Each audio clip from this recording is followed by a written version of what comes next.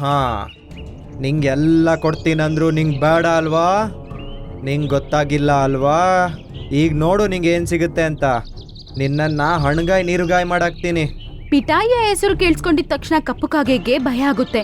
ಯಾಕಂದ್ರೆ ಹದ್ದುದಾದ ಏನ್ ಹೇಳ್ತಾನೋ ಅದು ಮಾಡೇ ಮಾಡ್ತಾನೆ. ಗಿಡುಗಣ್ಣ, ನನ್ನ ಬಿಟ್ಬಿಡು. ಚುನ್ಮುನ ನಾನು ಬಿಟ್ಬಿಡ್ತೀನಿ. ಈ ಊರ್ ಬಿಟ್ಬಿಡ್ತೀನಿ. ಈ ಗದ್ದೆನೂ ಬಿಟ್ಬಿಡ್ತೀನಿ. ಯಾರಿಗೂ ಏನು ಹೇಳಲ್ಲ.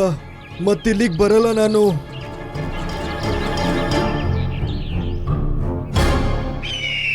ಅದು ಕೇಳಿಸ್ಕೊಂಡು ಹದ್ದುದಾದ ಮತ್ತು ಚಿನ್ಮುನ್ ಪಕ್ಷಿ ಸಂತೋಷ ಪಡ್ತವೆ.